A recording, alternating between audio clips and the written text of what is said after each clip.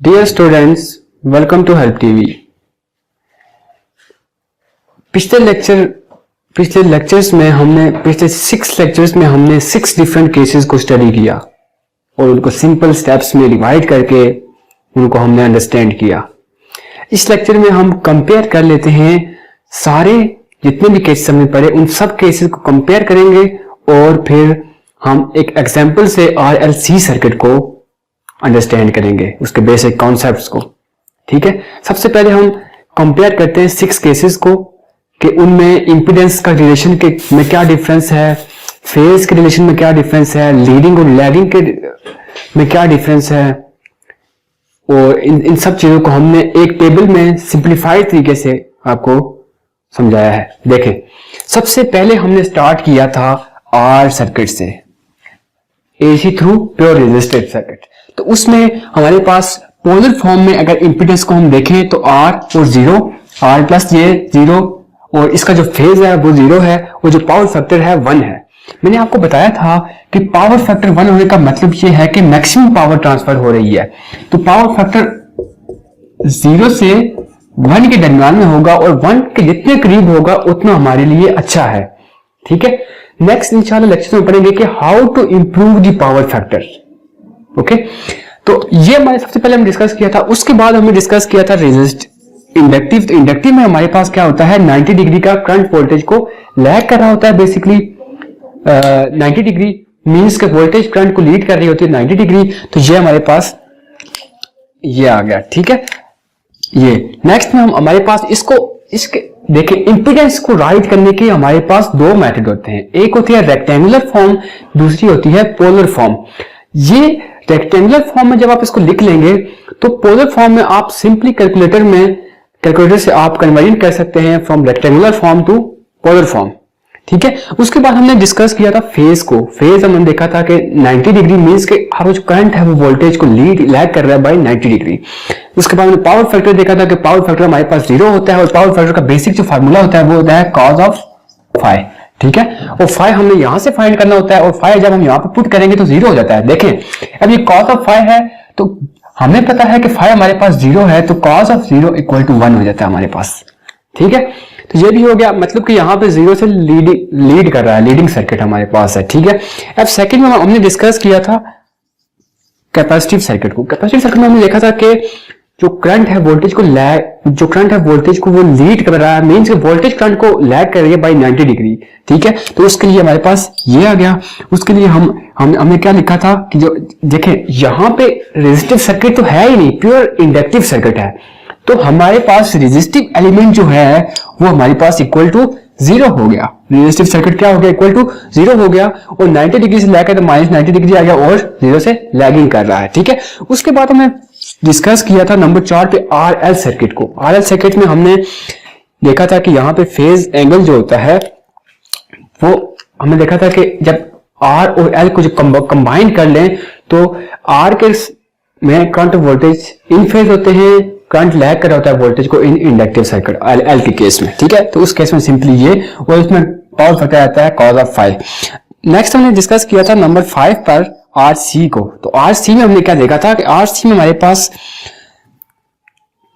Current voltage को lead कर रहा होता है बाय 90 डिग्री। ठीक है, कैपेसिटिव सर्किट में उसकी हमने ट्रायंगल भी बनाई, सारा कुछ बनाया था। ये टेबल जो है बेसिकली आपको एक कंपेयर करने के लिए, आपका इमेज बनाने के लिए कि इन 6 केसेस में क्या डिफरेंस है, और वो कौन सी टेक्निक्स हैं बेसिक जो हम इन 6 डिफरेंट केसेस में अप्लाई करके हम इनको इजीली सॉल्व कर सकते हैं। इनसे रिलेटेड डिफरेंट प्रॉब्लम्स को इन एसी सर्किट एनालिसिस हम उनको टैकल कर सकते हैं, और हम उनकी डेप्थ में जाके उनको सॉल्व कर सकते हैं।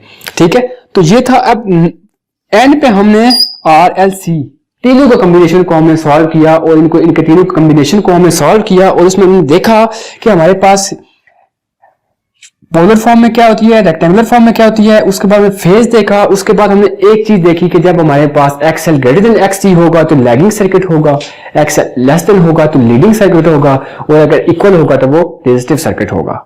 ठीक है, अब हम एग्जाम्पल को डिस्कस करते हैं। एग्जाम्पल को, और अंडरस्टैंड करते हैं कि आरएलसी सर्किट को हम प्रॉब्लम्स पर किस तरह अप्लाई करेंगे।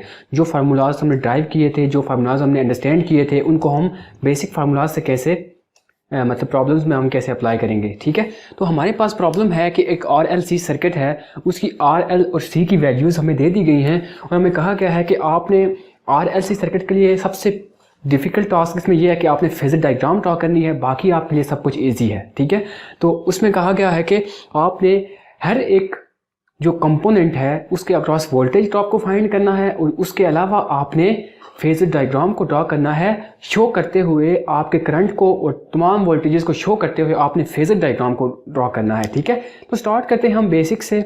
सबसे पहले हमारे पास हमको पता है कि वोल्टेज अक्रॉस इंडक्टेंस और कैपेसिटेंस फाइंड करने के लिए हमारे पास XL और XC का होना बहुत ज़्यादा ज़रूरी है। तो सबसे पहले हम XL और XC फाइंड कर लेते हैं।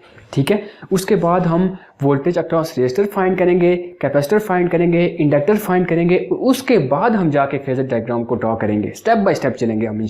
ठीक है, तो सबसे पहले हम स्टार्ट करते हैं बेसिक से।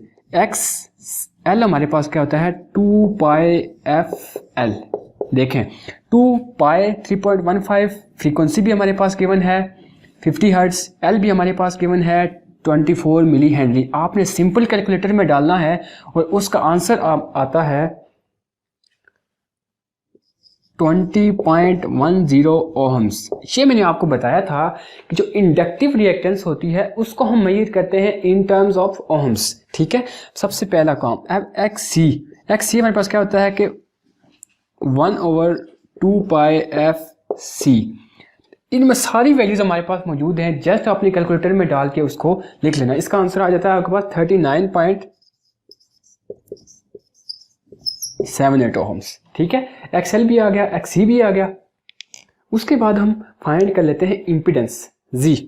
तो अब Z हमारे पास क्या आएगी R minus R plus JX। ठीक है, R प्लस JX। X हमारे पास क्या कहा था हमने, होती है X equal to XL minus XC। अब यहाँ पे देखें कि ये 39 है, ये 20 है। अब यहाँ से हमें क्या पता लगता है कि XC is greater then XL। तो यहाँ पे कौन सा सर्किट होगा X, मतलब कि हमारे पास कैपेसिटिव सर्किट है हमारे पास। ये मैंने आपको 3 केसेस बताए थे ना कि XL ग्रेटर होगा तो क्या होगा, लेस होगा तो क्या होगा। तो इसमें चूंकि XL लेस है तो इसलिए हम इसको कह सकते हैं कि ये हमारे पास एक कैपेसिटिव सर्किट है। तो कैपेसिटिव सर्किट है, जब हम यहाँ पे इसको डालेंगे R हमारे पास है 25 प्लस JXL हमारे पास है 39, XL हमारे पास है 20.110 माइनस 39.78। ठीक है, यह आता है Z equal to 25 minus J 19.78। अब देखें R ये जो सर्किट है, अब यहाँ पे कॉन्सेप्ट चेक करें। ये है कि RLC सर्किट, और उसमें मैंने आपको अंदर जाके कॉन्सेप्ट बताया था कि R जब 2 रिएक्टेंसेस हैं तो वो एक दूसरे से जब छोटी बड़ी होंगी तो उससे क्या डिफरेंस होगा। तो यहाँ पे डिफरेंस आ रहा है। अब मैंने कैपेसिटी क्या बताया मैंने कि यहाँ पे XC is greater then XL है। इसका मतलब हुआ कि ये कैपेसिटिव सर्किट है। अगर ये कैपेसिटिव सर्किट है तो उसकी इम्पीडेंस का जो रिलेशन है ना, वही वाला आना चाहिए जो हमने कैपेसिटिव सर्किट के केस में हमने सॉल्व की थी, वही वाला रिलेशन यहाँ पे आना चाहिए। और वहाँ पे हमने क्या डिस्कस किया था, अभी मैंने टेबल से भी आपको फिर से कंपेयर करके समझाया कि वहाँ पे जो इम्पीडेंस का रिलेशन आता है वो R माइनस JX आता है। और ये देखें यहाँ पे भी क्या आ रहा है, R माइनस JX। इसका मतलब ये क्या इंडिकेट कर रहा है, ये यही इंडिकेट कर रहा है कि ये सर्किट कैपेसिटिव है। ये 2 तरीकों से आपको मैंने समझाया। पहला तरीका XC बड़ा है XL से तो ये कैपेसिटिव सर्किट है। ये एक थ्योरेटिकल है कॉन्सेप्ट, लेकिन एक प्रैक्टिकल प्रॉब्लम में कॉन्सेप्ट क्या है कि आपको देख के ही पता चल जाए कि ये कौन सा है। तो आप यहाँ से देख के ही बता सकते हैं अगर आपने बेसिक कॉन्सेप्ट्स को लर्न किया हुआ है पीछे तो। ठीक है, तो ये हमारे पास Z आ गया। अब Z है, अब हम क्या फाइंड कर सकते हैं। अब हम बेसिक जो है हम फाइंड कर सकते हैं आई, हम फाइंड कर सकते हैं। तो आई हमारे पास क्या होगा, V ओवर जी, V ओवर जी, और V हमारे पास है 110, ठीक है, 110। अब 110 डिवाइडेड बाय, अब इसको हमने कन्वर्ट करना है, ये हमारे पास है, इसको हमने रेक्टेंगुलर फॉर्म में कन्वर्ट करना है। ये हमारे पास पोलर फॉर्म में चुकी थी, तो ये हमारे रेक्टेंगुलर फॉर्म में है, तो इसको हमने पोलर फॉर्म में कन्वर्ट करना है। तो पोलर फॉर्म में हम कन्वर्ट करेंगे तो इसका आंसर आ जाता है 31.8 पोलर इंटू माइनस 38.20, ठीक है। ये हमने पोलर फॉर्म में इसको कन्वर्ट कर दिया, और ये वैल्यू जब हम यहाँ पर डालेंगे 31.8 इंटू माइनस 38.20, और इसका आंसर हमारे पास आ जाएगा 3.45 इंटू 38.20, ठीक है। ये हमारे पास आई आ गया, आई जो हमारे लिए आगे यूज होने वाला है, ठीक है, आई। अब इसके बाद हमारे पास जब आई भी आ गया, अब यहाँ पे एक चीज है कि 5 हमारे पास क्या आता है 38.20, ठीक। अब सबसे पहले ये हमारे पास कुछ गिवन डेटा से जो हमने एक्सट्रैक्ट किया और जो हमने सोल्यूशन निकाला वो है। अब हम चलते हैं अपनी जो हमारी रिक्वायरमेंट्स हैं, प्रॉब्लम की जो रिक्वायरमेंट्स है, अब उनकी तरफ चलते हैं। तो सबसे पहली रिक्वायरमेंट हमारे पास है वो है वी आर, तो आई मल्टीप्लाई बाय आर। आई हमारे पास क्या है, ये है, आर हमारे पास क्या है 25 ओम्स, मल्टीप्लाई बाय आई हमारे पास है 3.45 इंटू 38.20, और वी आर का आंसर आता है हमारे पास 86.45 इंटू 38.20, ठीक है, पहला प्रॉब्लम। अब सेकंड में हमारे पास था वी एल, तो वी एल क्या था हमारा आई मल्टीप्लाई बाय एक्स एल, ठीक है। एक्सएल की वैल्यू फाइंड की हुई है, आई की वैल्यू फाइंड, आपने जैसे इसमें डाल के कैलकुलेटर में डालना है, आंसर आपका सिंपली आ जाएगा, ठीक है। इसमें कोई कॉम्प्लेक्स चीज़ नहीं है, इसलिए मैं इसके डेप्थ में नहीं जा रहा। तो वी सी में हमारे पास क्या होता है I multiply by X C, same है। एक्स सी की वैल्यू मैंने ऑलरेडी फाइंड कर दी है, ये एक्स सी की वैल्यू आपने यहाँ पे डालनी है। आई की वैल्यू मैंने आपको ऑलरेडी फाइंड कर दिया, जस्ट सिंपल मल्टीप्लीकेशन है और आपका आंसर आ जाएगा, ठीक है। तो तीनों प्रॉब्लम हमारे पास। अब हमारे पास इसके बाद का जो टास्क था हमारे पास वो था कि हमने पावर फैक्टर फाइंड करना है और फेजर डायग्राम को ड्रॉ करना है। तो पावर फैक्टर हमारे पास क्या होता है, power factor equal to cos of 5, जबकि कॉज ऑफ 5 मैंने आपको अभी बताया कि 38.20 है, तो ये हमारे पास आता है 0.7850, ठीक है। अब ये देखें इस सर्किट में RLC सर्किट का पावर फैक्टर अच्छा है क्योंकि 1 के करीब है, अप्रॉक्सीमेटली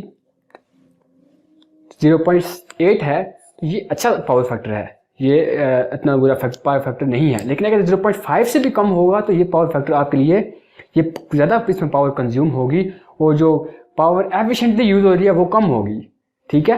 तो ये अब नेक्स्ट थर्ड स्टेप जो हमारे पास, जो आखिरी स्टेप था हमारे पास, वो था कि हमने फेजर डायग्राम को ड्रॉ करना था। किस केस में, कैपेसिटिव के केस में। तो कैपेसिटिव के केस में तो अब तो काम ही आसान है, जब आपको पता चल गया कि X C is greater than X L, तो आप इजीली जो फेजर डायग्राम है उसको हम ड्रॉ कर सकते हैं। फेजर डायग्राम देखें,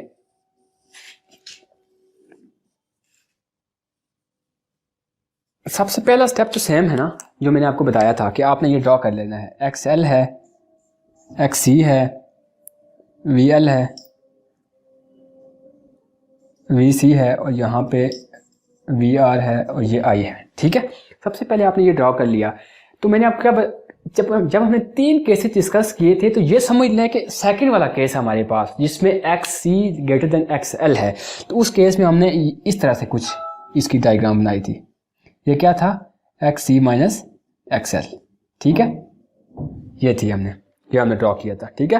तो हमने हमारे पास ये क्या आ गई, और यहाँ पे जो एंगल है ना ये वाला, ये 38.20 है। मीन्स कि इस केस में जो करंट है वो वोल्टेज को, जो वोल्टेज है वो करंट को लैग कर रहा है, किस एंगल से, वो एंगल है 38.20, ठीक है। तो ये देखें कि हमने एसी सर्किट एनालिसिस के जो केसेस थे उनको 1 बाय 1 डिटेल में स्टडी किया और उसमें हमने किसी भी चीज़ को नहीं छोड़ा। उसमें जो इम्पोर्टेंट और बेसिक कॉन्सेप्ट्स थे, बेसिक वोल्टेज ट्रायंगल के, फेज ट्रायंगल के, पावर ट्रायंगल के, डिफरेंट पावर्स को हमने स्टडी किया और सिंगल फेज एसी सर्किट्स में हमने कोई भी चीज़ नहीं छोड़ी। अगर आपको इस लेक्चर से रिलेटेड आपका कोई क्वेश्चन है तो आप हमें ईमेल करें, कमेंट करें, हम इंशाल्लाह आपको उसका आंसर देंगे। और अगर आपको लगता है कि हमारे वे ऑफ टीचिंग में कोई इम्प्रूवमेंट आ सकती है तो आप हमें कमेंट करके बता सकते हैं कि हम इसको इम्प्रूव करें, हमारी टीम उसको इम्प्रूव करे ताकि हम आपको एफिशिएंटली नॉलेज अपना डिलीवर कर सकें और आप अच्छे तरीके से लर्न कर सकें। और अगर आप हमारी नई नई वीडियोस की अपडेट्स लेना चाहते हैं तो हमारे चैनल को अभी सब्सक्राइब कर लें ताकि आपको नई नई वीडियोस की अपडेट्स मिलती रहें। मिलते हैं नेक्स्ट लेक्चर में। Till then stay blessed, stay inspired. Thanks for watching.